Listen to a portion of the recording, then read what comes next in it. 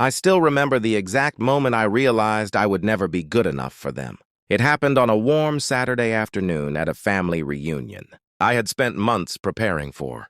I was standing near a picnic table, holding a bowl of potato salad, when I overheard my boyfriend's aunt laughing. "Well, at least she's trying," she said. The group around her chuckled. I froze. At the time, I didn't know those words would become the beginning of the end. My name is Lauren, and I was 33, years old when I learned that sometimes the people who smile at your face are the same people sharpening knives behind your back. For nearly 3 years, I had been dating Ethan. When we first met, he was kind, thoughtful, and funny. He made me feel safe after a difficult divorce that had left me questioning my own worth. Ethan wasn't wealthy, but he came from a family that acted as if they owned half the state. His parents lived in a massive lakefront house. His sister drove luxury SUVs that she replaced every couple of years. His cousins talked about private schools, investment properties, and vacation homes the way normal people talked about the weather. Meanwhile, I worked as a project manager for a healthcare company. I paid my own bills. I owned a modest home. I lived comfortably, but certainly wasn't rich. At first, Ethan assured me none of that mattered. "My family can be a little judgmental," he warned during our first year together. "A little?" I laughed. He shrugged. "You'll see." I should have listened more carefully. The first time I met his parents, his mother looked me up and down before asking where I went to college. Not what I did. Not what I enjoyed. Not how I met her son. Just where I went to college. When I told her, she smiled politely. That smile never reached her eyes. His father wasn't much different. Every conversation somehow turned into money, status, or connections. I always felt like I was being interviewed for a position I didn't want. Still, I tried. For Ethan, I attended birthdays, holiday dinners, graduation parties, charity events. Every time I showed up with a smile and did my best to fit in. And every time I left feeling exhausted. No one openly insulted me. Not yet. Instead, they specialized in subtle cuts. The kind that left bruises nobody else could see. "Oh, that's such a cute little house." "You work so hard." "That's admirable." I could never imagine living that far from downtown. "Maybe someday you'll upgrade." Each comment sounded innocent. But together they created a message that was impossible to miss. "You don't belong here." Ethan always brushed it off. "They don't mean anything by it. They're just teasing." That's how they are. I wanted to believe him. I really did. Because I loved him. I had imagined a future with him. Marriage, a family, growing old together. But every year his family made me feel smaller. Then came the invitation that changed everything. The annual family reunion. Apparently it was a huge event. Relatives flew in from across the country. There would be nearly 100 people attending. Ethan seemed excited. "Everyone will be there." I forced a smile. "Sounds intimidating." "You'll be fine." His confidence made me feel better. At least for a while. A few weeks before the reunion, his mother called. To my surprise, she sounded friendly. "We're asking everyone to bring a special family dish." "Oh," I said. "I'd love to help." "Wonderful." For the first time, I felt included. I spent days searching recipes, testing ingredients, perfecting everything. I finally settled on my grandmother's famous potato salad. The same recipe that appeared at every family gathering throughout my childhood, making it felt personal. Like I was bringing a piece of my family into theirs. The night before the reunion, I barely slept. I wanted everything to be perfect. The next morning, I woke up before sunrise. I prepared the dish carefully, packed it securely, double-checked everything. Then Ethan and I drove to the reunion together. The event was being held at a large country property owned by one of his relatives. As we pulled into the driveway, luxury vehicles lined both sides of the road. People were already gathering outside, laughing, talking, taking pictures. My stomach tightened. Ethan squeezed my hand. "You've got this." I nodded, but something felt off. The moment we arrived, I noticed it. Everyone greeted Ethan warmly. Hugs, handshakes, smiles. Meanwhile, most people barely acknowledged me. A few nodded politely. Others acted as though I wasn't standing there. I tried not to take it personally. Maybe they were busy. Maybe I was imagining things. Then lunch preparations began. People started placing dishes on long buffet tables. I carried my potato salad over and found an empty spot. Before I could set it down, Ethan's cousin Brittany stepped in front of me. "Oh, She stared at the bowl. What is that? Potato salad? Her eyebrows lifted. That's simple. I laughed awkwardly. My grandmother's recipe. She exchanged a look with another cousin. How sweet! Something about her tone made my cheeks burn. Still, I placed the dish on the table and walked away. A few minutes later, I returned. The bowl was gone. Confused, I looked around. Finally, I spotted it. Someone had moved it to a small folding table near a trash can, far away from the main food display. I stood there staring. Maybe it was a mistake. Maybe there wasn't enough room. Then I heard laughter behind me. Several relatives were whispering while glancing in my direction. The knot in my stomach tightened. I didn't say anything. I simply stepped away. As the afternoon continued, things became increasingly uncomfortable. Conversation stopped when I approached. People excluded me from group photos. Several relatives asked if Ethan was still dating me. Despite us being together for years, the message was clear. I wasn't considered family. I wasn't even considered important. Then came the moment that truly hurt. I was carrying drinks toward one of the picnic areas when I overheard a conversation. Ethan's mother, his aunt, and two cousins. They didn't know I was nearby. His aunt laughed softly. Honestly, I thought he'd move on by now. His mother sighed. So did I. My heart dropped. Another voice spoke. She's nice enough. Nice isn't everything, his mother replied. The group laughed. Then his aunt said the words that would stay with me forever. Well, at least she's trying. More laughter followed. I stood frozen behind a row of trees. Every insecurity, every doubt, every uncomfortable family gathering. Suddenly everything made sense. They hadn't accepted me. They had tolerated me. And there was a difference. A huge difference. I quietly turned around and walked away before they could see me. Back toward the crowded reunion. Back toward Ethan. Back toward the life I thought I was building. But as I searched for him among the crowd, a strange feeling settled over me. For the first time in 3 years, I wasn't wondering whether his family liked me. I already knew the answer. What I didn't know was how much worse things were about to get. And before the day was over, they would humiliate me in front of everyone there. I found Ethan near the lake, laughing with a group of cousins. For a moment, I simply stood there watching him. I wanted him to look up, to notice something was wrong, to see the hurt on my face. But he didn't. He was too busy enjoying himself. Finally, I walked over. Can we talk for a second? I asked quietly. He glanced at me. Sure. We stepped away from the group. What's wrong? I hesitated. Part of me wanted to tell him everything I had overheard. Part of me wanted him to figure it out himself. Instead, I asked a simple question. Do your parents like me? His smile disappeared. Lauren, just answer me. He rubbed the back of his neck. They don't know you the way I do. That wasn't an answer. Ethan? He sighed. They can be difficult. My chest tightened. So that's a no. It's not that simple. But it was. And we both knew it. Before I could say anything else, someone called his name from across the yard. A cousin was waving him over. We'll talk later, he said. Then he walked away. Just like that. Leaving me standing alone, again, I watched him disappear into the crowd. A strange feeling settled over me. Not anger, not sadness. Disappointment. Because deep down, I had hoped he would finally choose my side. Instead, he chose comfort. The rest of the afternoon became a blur of awkward conversations and forced smiles. I tried to stay positive. I told myself I could survive one family reunion. Then came the games. Apparently, every year they held a series of family competitions. Trivia contests, relay races, talent shows. The entire family loved it. I tried to participate. I really did. But every event somehow became another opportunity to remind me that I wasn't one of them. When teams were being selected, nobody wanted me. When group photos were taken, I was pushed toward the edges. When stories about family memories were shared, people openly excluded me. Each moment was small, but together they felt crushing. Hours passed. The sun slowly began sinking lower in the sky. I started counting the minutes until we could leave. Then Ethan's mother announced dinner.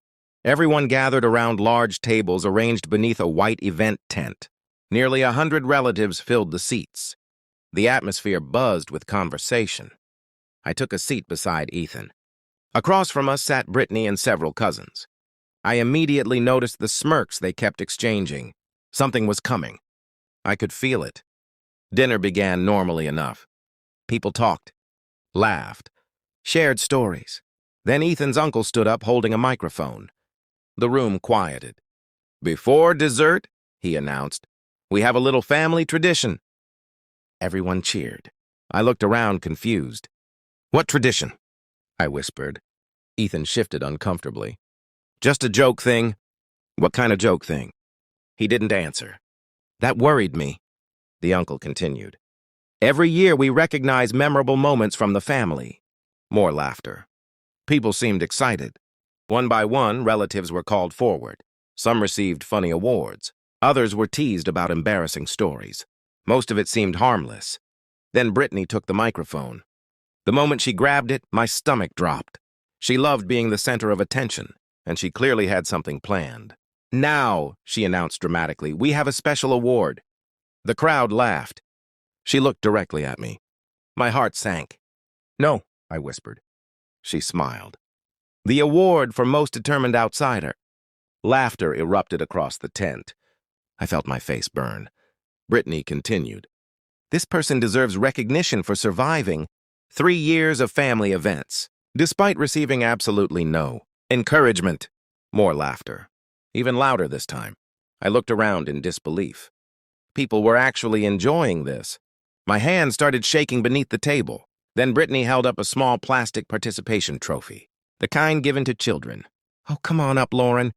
The room exploded with laughter again. For a second, I couldn't move. I couldn't breathe.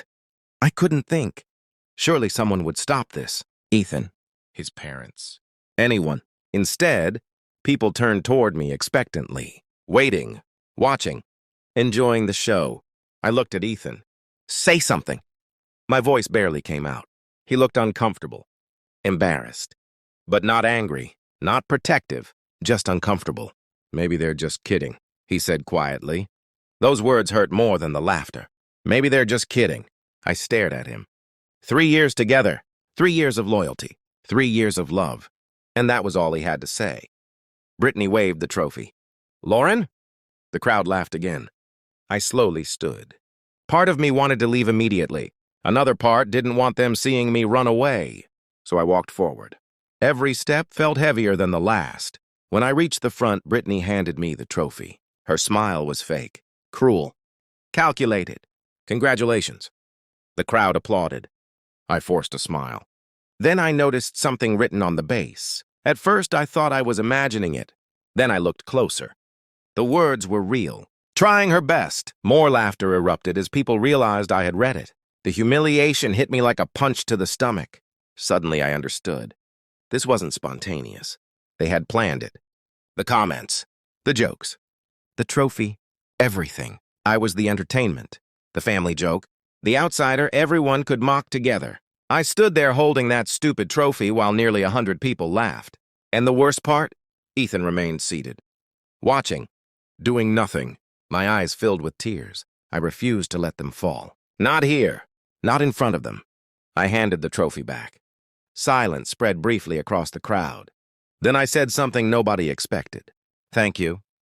Brittany looked surprised. "So sweet," she replied. I smiled. The kind of smile people wear when they're trying not to break apart. Then I returned to my seat. The dinner continued. But something inside me had changed, completely. The hurt was still there. The humiliation was still there. But another feeling had arrived. Clarity. For years I had been trying to earn acceptance, trying to prove myself, trying to become worthy in the eyes of people who had already decided I wasn't. And suddenly I was exhausted. Exhausted from performing, exhausted from apologizing for existing, exhausted from hoping people would eventually see my value. They never would, because they didn't want to. The problem had never been me. The problem was them. As dinner continued, conversations resumed around me. Nobody apologized.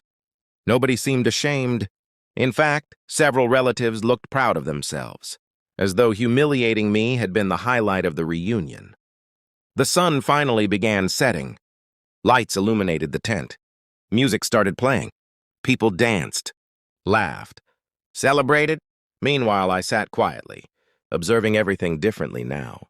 For the first time, I wasn't imagining a future with Ethan. I wasn't imagining marriage, or children, or holidays together. I was imagining escape, a life where I never had to sit through another moment like this. A life where I wasn't constantly defending my worth. Then something happened that pushed me even closer to the edge. I overheard Ethan's mother speaking with another relative nearby. She thought I couldn't hear. "Honestly," she said, "I expected she'd leave years ago." The relative laughed. His mother smiled. So did I. That was it. That was the moment. The final crack. The final piece breaking away. I looked around the reunion one last time. At the people laughing, the people judging, the people who had spent years making me feel small. And for the first time, I stopped wondering how to win them over. Instead, I began wondering what my life would look like without any of them in it. What I didn't know was that the worst humiliation of the entire weekend hadn't happened yet. And before the night was over, Ethan himself would deliver the final betrayal. The sky was dark by the time the final betrayal arrived. String lights glowed above the reunion tent. Music played softly through outdoor speakers. People danced, laughed, and took pictures together. From a distance, it looked like the perfect family gathering. But I felt completely alone. I sat quietly at the edge of the property, staring across the lake. Part of me wanted to leave right then. Another part wanted answers. I kept asking myself the same question. How had I spent 3 years trying to earn acceptance from people who clearly enjoyed humiliating me? The answer hurt, because I loved Ethan. And somewhere along the way, I had convinced myself that enduring his family's behavior was the price of keeping him. That realization made me feel foolish. Then I heard his voice. "There you are." I turned. Ethan was walking toward me with 2 drinks. For a brief second, hope appeared. Maybe he had finally realized what happened. Maybe he was coming to apologize. Maybe he was ready to stand up for me. He handed me a drink. I didn't take it. He sighed. "You're still upset." Still upset, as if what happened had been a minor inconvenience. "Still upset?" I repeated. "Lauren, they were joking." I stared at him. My heart actually hurt, physically hurt. "Do you hear yourself?" He rubbed his forehead. "They joke with everybody." "No, Ethan." I stood. "They humiliated me." "You're overreacting." The words hit harder than I expected. Overreacting. That was his conclusion. Not concern, not empathy, not support. Overreacting. I laughed bitterly. 3 years. "What?" "We've been together for 3 years. He looked confused. "What does that have to do with anything?" I shook my head. Everything. It had everything to do with everything. 3 years of dinners. 3 years of holidays. 3 years of disrespect. And somehow he still couldn't see it. Or worse, maybe he could see it and simply didn't care. The thought chilled me. Then Ethan said something that changed my life forever. If we're being honest, I immediately knew I wasn't going to like what came next. He looked away. "My family isn't completely wrong." The world seemed to stop. I blinked. "What?" He hesitated, then continued. "Sometimes I think you try too hard." For a moment, I genuinely couldn't speak. I just stared at him. The man I loved. The man I defended. The man whose family had spent years tearing me down, and now he was joining them. "I try too hard?" "That's not what I meant." "It is exactly what you meant." "Lauren, no." I stepped back. "You don't get to explain this away." His face tightened. "You always take everything personally." There it was. The final knife. The final excuse. The final dismissal. I suddenly realized something. He wasn't standing between me and his family. He was standing with them. Maybe he always had been. I just hadn't wanted to see it. The silence between us stretched. Finally, Ethan sighed. "Can we please not do this tonight?" That sentence told me everything. Not do this tonight. In other words, let's ignore your pain because it's inconvenient. Let's pretend nothing happened. Let's keep smiling for my family. Something inside me broke. Quietly, permanently. And strangely, the pain disappeared. Not completely, but enough.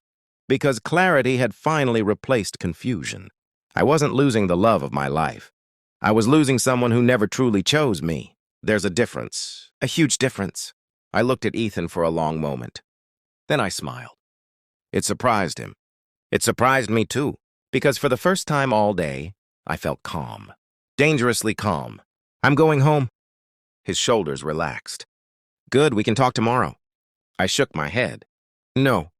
What do you mean? I looked directly into his eyes. We can't. For the first time that evening, uncertainty crossed his face. What are you talking about? I didn't answer. I simply turned and walked away. Lauren. I kept walking. Lauren! I didn't stop. Didn't turn around. Didn't explain. Because suddenly I understood something. People who spend years ignoring your pain don't deserve lengthy explanations. The walk to my car felt surreal. The reunion continued behind me. Music, laughter, conversations. The same people who had spent the day mocking me were still celebrating. They had no idea their favorite target was leaving. Maybe forever. I reached my car, opened the door, sat behind the wheel, and for several minutes I just sat there. Silence. Complete silence. Then the tears came. Not because I wanted Ethan back. Not because I wanted his family to accept me. I cried because I finally accepted reality. The future I imagined didn't exist. The family I hoped to join didn't want me. The relationship I fought for wasn't equal. That realization hurt, but it was also freeing. I started the engine, then drove away, without a word, without a goodbye, without looking back, exactly as the title of this chapter in my life deserved. The next morning, my phone exploded. Calls, texts, voicemails. Most came from Ethan. Where are you? Why aren't you answering? Can we talk? You're being unreasonable. That last message made me laugh. Unreasonable. The woman publicly humiliated by his family was unreasonable, not the people who humiliated her. Interesting. I ignored every message. By evening, I had made a decision. I packed everything of Ethan's that remained at my house. Clothes, electronics, personal items, everything. Then I arranged delivery. No drama. No screaming. No revenge. Just finality. The next day, he showed up at my door. I almost didn't answer. Almost. But I wanted closure. The moment I opened the door, he looked annoyed rather than heartbroken. That told me a lot. I've been trying to reach you. I know. You can't just disappear. I crossed my arms. Apparently I can. His jaw tightened. You're throwing away 3 years. No, I replied calmly. I'm finally accepting what those 3 years actually were. He looked frustrated. You're making this into something bigger than it is. There it was again. Minimizing, dismissing, excusing. I suddenly felt grateful, because every word coming out of his mouth made leaving easier. Ethan? I interrupted. I deserve better. His expression changed. Just slightly. Maybe for the first time, he realized I was serious. What are you saying? I'm saying we're done. The words felt surprisingly peaceful. Done. Finished. Over. No anger. No drama. Just truth. For several seconds, he stared at me. Then he laughed. Actually laughed, as if I couldn't possibly be serious. You'll calm down. I smiled. No. Then I closed the door. The following months were harder than I expected. Healing always is. There were lonely nights, difficult mornings, moments where I questioned everything. But something interesting happened. Without Ethan and his family in my life, I started breathing easier. I slept better. I laughed more. I felt lighter. The constant pressure disappeared. No more judgment. No more approval seeking. No more pretending. For the first time in years, I focused entirely on myself. I threw myself into work, accepted opportunities I previously avoided, started traveling, made new friends, took risks, and those risks changed everything. Within a year, I received a major promotion. A year after that, another. My income doubled, then nearly tripled. I purchased a beautiful new home, not because I needed to prove anything, but because I could. More importantly, I became genuinely happy, the kind of happiness that doesn't depend on someone else's approval, the kind that comes from self-respect. Then, nearly 3 years after the reunion, something unexpected happened. I was attending a charity fundraising event in downtown Chicago, one of the largest events my company had ever sponsored. Hundreds of professionals filled the ballroom. I was speaking with investors when I noticed a familiar face across the room. My stomach tightened. Not from pain, not from love, from disbelief. Because standing near the entrance was Ethan, and he wasn't alone. Several members of his family were with him, including Brittany, including his mother, including the people who once laughed while holding that stupid trophy. For a moment, nobody recognized me. Then Brittany looked up. and her face turned completely white. Because the woman they humiliated at that reunion wasn't the woman standing in front of them now. And in a matter of minutes, every single one of them was about to learn exactly how badly they had misjudged me. For a moment, I honestly wondered if I should walk away. After all, nearly 3 years had passed since that reunion. 3 years since I left without a word. 3 years since I closed my front door on Ethan and never opened it again. I had built a new life, a better life, a peaceful life. So seeing them again shouldn't have mattered. But it did. Not because I still cared about their opinions. Because suddenly, I was standing face to face with the people who had spent years making me feel small. And now the situation had changed. Completely. The ballroom buzzed with conversation. Crystal chandeliers hung from the ceiling. Business leaders, investors, executives, and non-profit directors filled the room. This wasn't a family reunion. This was my world. The world I had built after walking away. I watched as Ethan's family slowly recognized me. The reactions were impossible to miss. Shock, confusion, disbelief. Brittany looked like she had seen a ghost. His mother stared openly. Even Ethan seemed frozen. I almost laughed, because for years I had worked so hard to earn their approval. Now they were the ones looking for mine. A few minutes later, the event organizer approached the stage. Ladies and gentlemen, please welcome tonight's keynote speaker. The crowd applauded. I stood, straightened my jacket, and walked toward the stage. The moment Ethan realized I was the keynote speaker, his mouth actually fell open. That image alone was worth the price of admission. I stepped onto the stage and greeted the audience. Hundreds of faces looked back at me, including theirs. The same people who once laughed when I was handed a participation trophy. The irony was almost unbelievable. For the next 20 minutes, I delivered my presentation. Confidently, calmly, professionally. The audience responded enthusiastically. Several times, applause interrupted my speech. Every time it happened, I caught glimpses of Ethan's family. They looked uncomfortable. And for the first time in my life, I wasn't the uncomfortable one. When the presentation ended, the room erupted into applause. I thanked everyone and stepped down from the stage. Almost immediately, people surrounded me. Business owners, executives, potential partners. Everyone wanted to talk. I spent nearly 30 minutes networking before hearing a familiar voice. Lauren. I turned. Ethan stood there, alone, older, more tired than I remembered. For a second, neither of us spoke. Then he smiled awkwardly. You look incredible. Thank you. The conversation stalled. Years ago, that silence would have made me nervous. Now it didn't, because I no longer needed anything from him. Finally, he spoke again. I wasn't expecting to see you here. I wasn't expecting to see you either. He glanced around the ballroom. You've done really well. There was something sad in his voice, something regretful. I simply nodded. For a moment, he looked like he wanted to say more. Then he asked the question I knew was coming. Are you seeing someone? I almost smiled. Not because of the question, because of the timing. People always seem curious once you've stopped waiting for them. Yes. His expression changed immediately, just slightly, but I noticed. Serious? Very. The truth was that I had met someone wonderful the year before. Someone kind. Someone emotionally mature. Someone who never made me feel like I had to earn basic respect. Someone whose family welcomed me from the beginning. The contrast was almost unbelievable. Ethan looked down briefly, then nodded. I'm happy for you. I wasn't sure whether he meant it, but it didn't matter. A few moments later, another familiar figure approached. His mother. The woman who had spent years judging me. The woman who once said she expected me to leave. She looked nervous. Actually nervous. I never thought I'd see that day. Lauren, she said softly. I waited. She cleared her throat. I owe you an apology. Those words caught me off guard, not because I needed them, but because I never expected to hear them. She looked genuinely uncomfortable. We weren't fair to you. I remained silent. We judged you.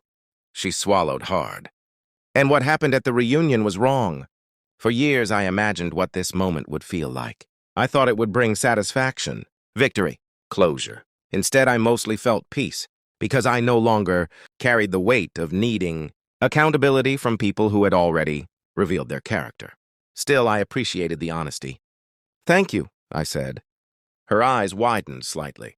Maybe she expected anger, bitterness, resentment. But I had spent too much time healing to carry those things anymore. A few minutes later, Brittany approached. And unlike his mother, she looked terrified. That almost made me laugh. The former queen of family humiliation suddenly couldn't maintain eye contact. Hi. Hi, Brittany. Awkward silence followed. Then she sighed. I was awful to you. That was probably the most honest sentence she'd ever spoken. I waited. She looked embarrassed. The trophy thing, her face turned red. I'm ashamed of that. Good, she should have been. It wasn't funny, she continued. It was cruel. I nodded. Yes, it was. Tears appeared in her eyes. For a moment, I almost felt sorry for her. Almost. Then I remembered, standing in front of 100 people, while she mocked me for entertainment. Sympathy has limits. I'm sorry, she whispered. I believed she meant it. But something important had changed over the years. Forgiveness and reconciliation aren't the same thing. You can forgive someone without giving them access to your life again. And that's exactly what I chose. I accept your apology, I said. Relief flooded her face. But before she could say anything else, I added, that doesn't mean I want a relationship. Her expression fell. I wasn't being cruel. I was being honest. A lesson I learned the hard way. The evening continued. Several members of Ethan's family approached throughout the night. Every single one apologized. Every single one admitted they had misjudged me.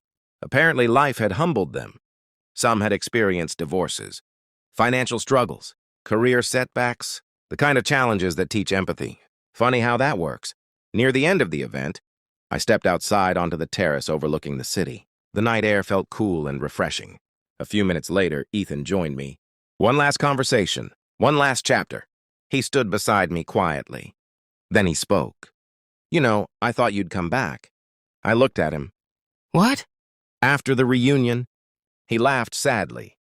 I really thought you'd cool off and call me. That didn't surprise me. For years, he had underestimated me, just like his family. I almost did, I admitted. His eyes widened. Really? Once. The truth mattered. There was one night I almost called. What stopped you? I smiled. My self-respect. The answer hit him hard. I could see it. Because deep down, he knew it was true. Neither of us spoke for several seconds. Then he asked quietly, Do you ever regret leaving? I looked out across the city lights, thought about everything that happened afterward, the healing, the growth, the success, the peace, the life I built. Then I answered honestly, Not for a single second. His shoulders dropped, as if he finally understood, not just that he lost me, but why. Eventually he nodded. Fair enough. Then he walked away. And that was the last conversation we ever had.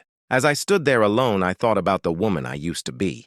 The woman who desperately wanted acceptance. The woman who kept shrinking herself to make others comfortable. The woman who believed love meant enduring disrespect. I barely recognized her anymore, because the greatest revenge wasn't my success. It wasn't the promotions, the house, the recognition, the applause, the apologies. The greatest revenge was becoming someone who no longer needed validation from people, who never deserved a vote in her life. That reunion was supposed to humiliate me, and for one painful day it did. But looking back now, I realize it gave me something far more valuable. It forced me to leave behind the people who were holding me back. And because I walked away without a word, I finally found the life I was meant to live, and I never looked back.